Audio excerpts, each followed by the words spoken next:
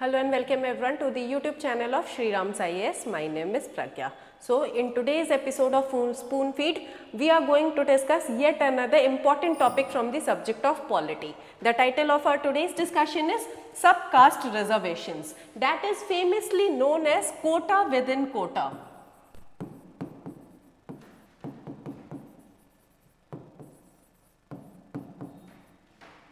So in this discussion, we will be understanding the following points of discussion. So firstly, we will ponder upon the background, we will understand what is the background behind this. Then we are also going to answer what is subcategorization. We will understand what exactly do we mean by this term subcategorization.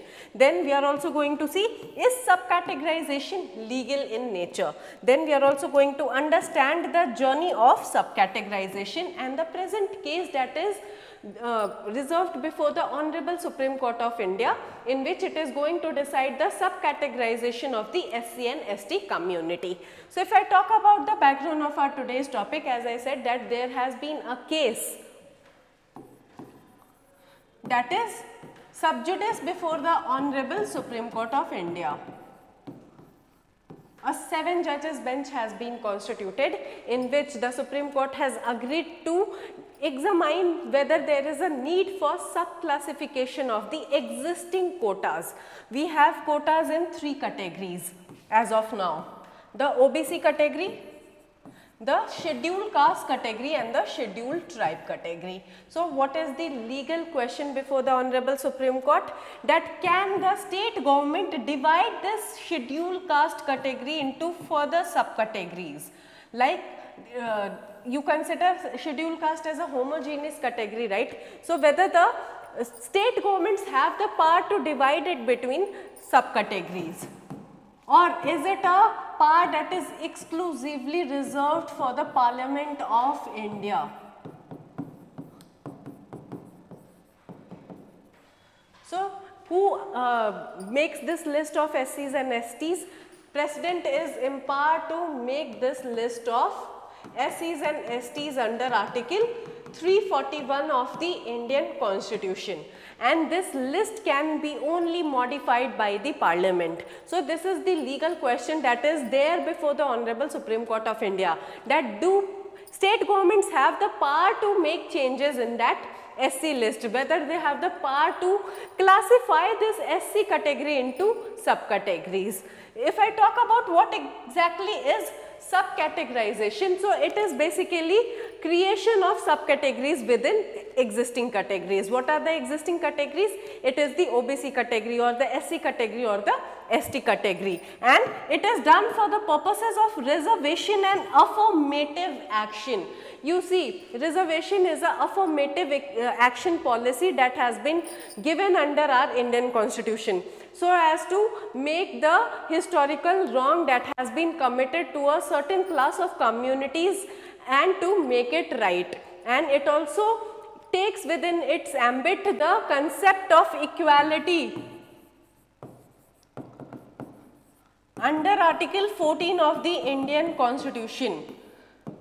Right to equality is your fundamental right. So how can you treat someone who is unequal as equal? You will have to bring them on the same level playing field, and this was the intention behind giving reservations in the very first place, that yes, some historical wrongs have been done against certain communities, and now after the enactment of the Indian Constitution, the time is right that yes, those historical wrongs should be corrected. So that is why it is a affirmative action policy. It is determined as a positive classification.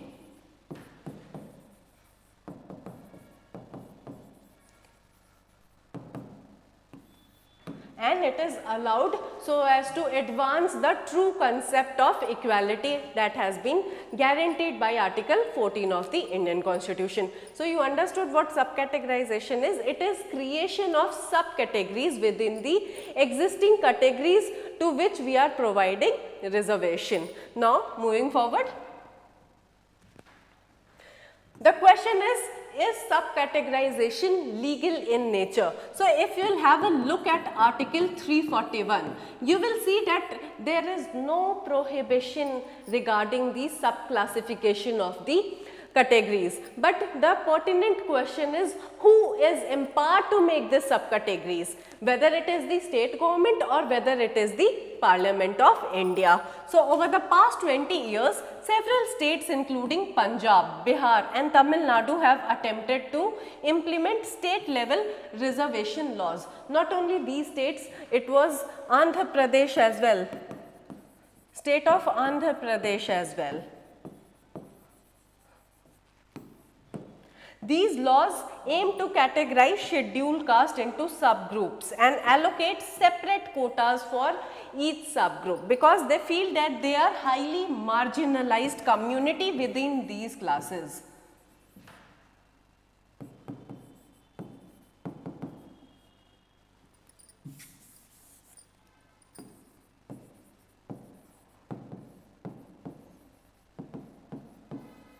That means there is unequals amongst equals.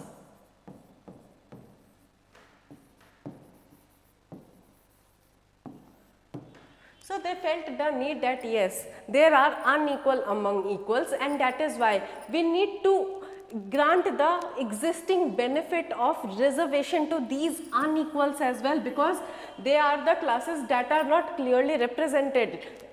They also fall behind the creamy layer group in their own caste. So that is why they thought that yes, now the time is right to extend the benefit of reservation to these unequals as well, and that is why they enacted the reservation laws, state specific reservation laws, and provided quotas for the equal representation of this unequal group among the equal group, and hence creating a subcategory within a category, and that is why it is known as quota within quota. There is already a quota of SC, and now they are trying to have quota within this quota of SC and ST category. Moving forward. The object is to ensure a more equitable distribution of reservation benefits among the SC communities, as I explained, and the state are exploring ways to effectively implement and manage these subcategories within the broader SC or ST framework. However, all of this is in limbo because of the current sub judice case before the Honorable Supreme Court of India. None of these state specific reservation laws could be implemented because either they were declared unconstitutional by their own high courts, or they are waiting for the Supreme Court judgment on the subclassification of the SC and ST category. Now let us understand that from where all this started. What is the journey behind the subcategorization? So it was in the year 1975 and the government of Punjab released a circular. What was in this circular? So basically they reserved the 50% seats for the Balmiki and Mazhabi Sikhs. So they granted 50% quota, sub quota to the Balmiki and Mazhabi Sikhs within the SC category, and rest 50% were reserved for the basic SC people. Okay, so they created this subcategory for the very first time. Now this law was challenged before the High Court of Punjab and Haryana, and in the High Court of Punjab and Haryana took reference from the Supreme Court judgment.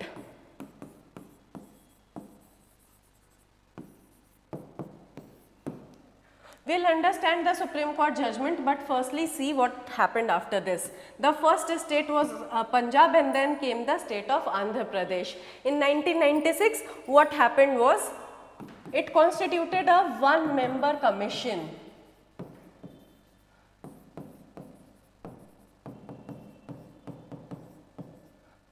Led by Justice Ramchandra Raju.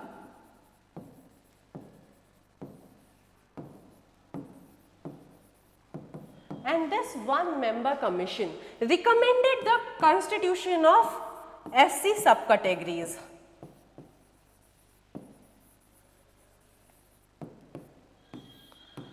However, the Supreme Court in the case of E.V. Chinnaya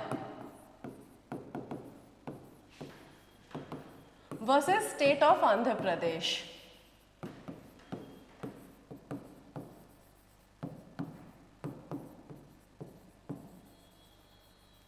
Held it to be unconstitutional in nature. The state law for reservation of Andhra Pradesh. It said that it offended Article 341 of the Indian Constitution. It also held that the Parliament has the complete authority to make these subcategories. The state government is not empowered by Article 341 to make such kind of subcategories. So this was held by the Honorable Supreme Court in E.V. Chinnaya versus State of Andhra Pradesh case, and this case was cited by the Punjab and Haryana High Court for declaring this 1975 circular of the government of Punjab as unconstitutional in nature. The Punjab Scheduled Castes and Backward Classes Reservation in Services Act 2006 was struck down by the Punjab and Haryana High Court as unconstitutional, as I am explaining. And what happened after this? The Punjab government approached the Supreme Court.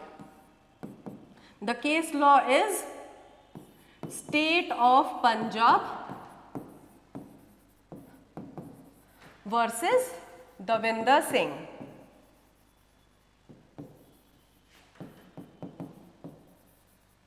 So in 2014, the Supreme Court said that yes, the E.V. Chinnaya case requires a reconsideration, and that is why a constitutional bench was formed. The case was referred to a constitutional bench. And the constitutional bench delivered its judgment in the year 2020. The constitutional bench agreed that yes, there are unequals among equals.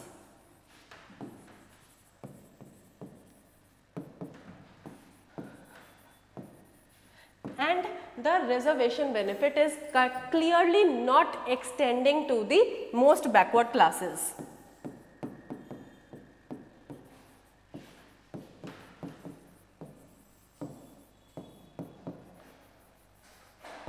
It relied on the Supreme Court judgment in the case of Indra Sohni versus Union of India.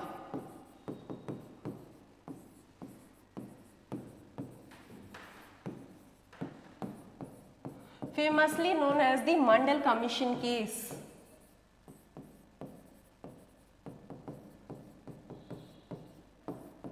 And in this case, subclassification of OBCs was permitted.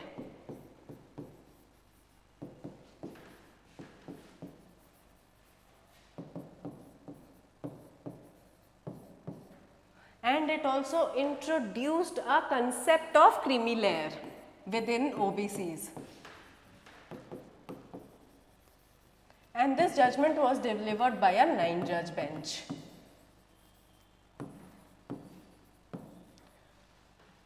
Because see, reservation is an affirmative action policy. What will happen is, if you don't categorize creamy layers, most of the reservation benefits will be taken by the most advanced categories in that specific category, and the reservation effect will not trickle down.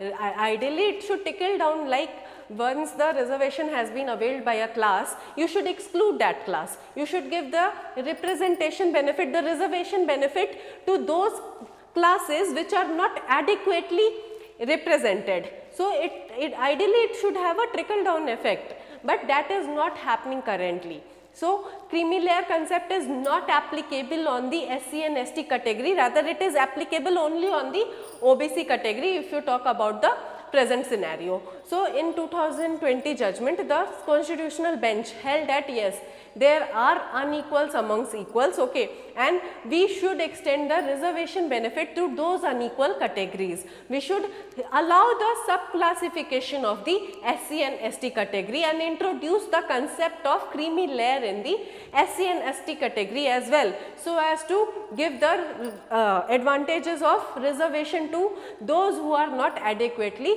represented. However, this bench was also a constitutional bench, and the bench in E.V. Chinnaya versus State of Andhra Pradesh was also a constitutional bench, and that is why a 7 judges bench has been constituted by the Honorable Supreme Court of India, and the judgment is currently reserved by the Honorable Supreme Court of India in this case, whether it will decide that who has the power to grant subcategories within the categories, like all quota within the quota, whether it has the state government has the power or whether parliament has this exclusive power by the virtue of article 341 of the Indian Constitution. So, this was the journey of subclassification, and there is one more case. The case name is State of Kerala versus N.M. Thomas and others. State of Kerala and another versus N.M. Thomas and others.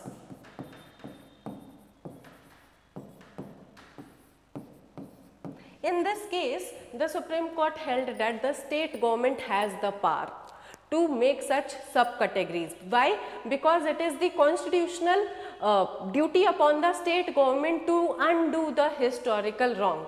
So, it is a affirmative action policy, and the state government is duty bound to foresee that yes, it is reaching the right amount of people, the people who are actually deprived of the reservation policy.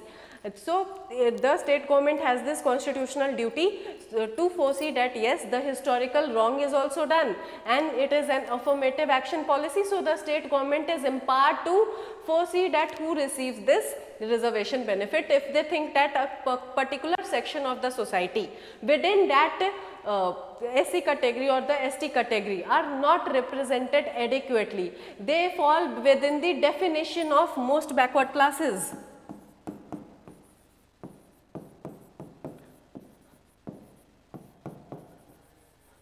Then the state is duty bound to make provisions for their adequate representation. That is how you will achieve the objective of Article 14 and Article 16 of the Indian Constitution. That is how you will achieve the real sense of equality.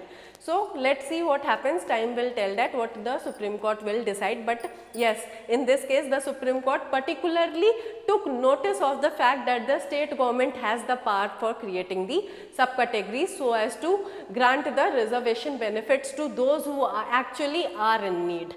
Because right now what is happening, the reservation, as there is no presence of creamy layer in the SC and ST categories, most of the reservation benefits are being taken by the most advantageous classes in that category, and the people who actually need it, they are deprived of the actual benefits. But if you talk about the NCST and NCSC, that is the National Commission for Scheduled Castes and the National Commission for Scheduled Tribes, they are against this subcategorization. Why? Because they feel that you will give quota, okay, but where will you get the candidates to whom you will give this quota?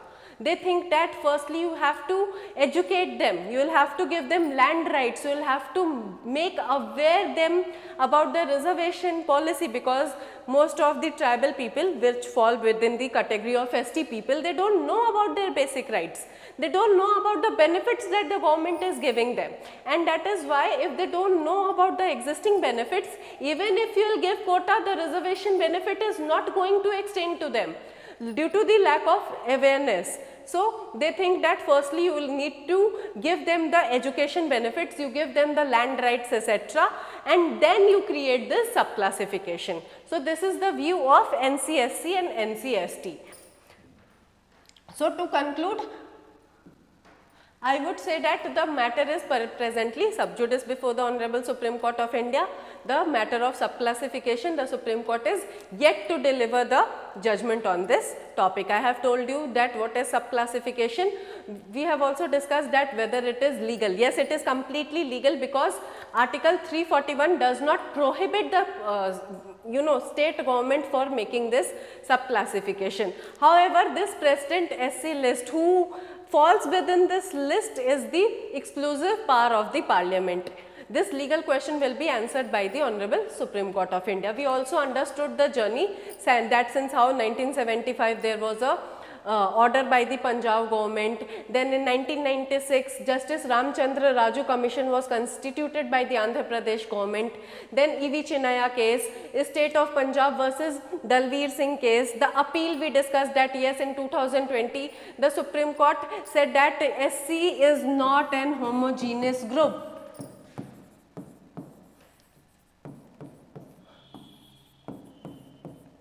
There are unequals among these categories as well, among the SC and ST category as well. The Supreme Court recognized this fact, and as E.V. Chinnaya and this judgment is of constitutional bench, a larger bench had to be created. We also saw the view of the NCST and NCSC. So, this was about the whole scenario. Now you can let me know in the comment box below what do you think about all of this. With this we come to a conclusion of our today's discussion. If you liked the today's discussion and found it to be informative, kindly like the video and subscribe to our channel for more such interesting updates. Thank you so much guys.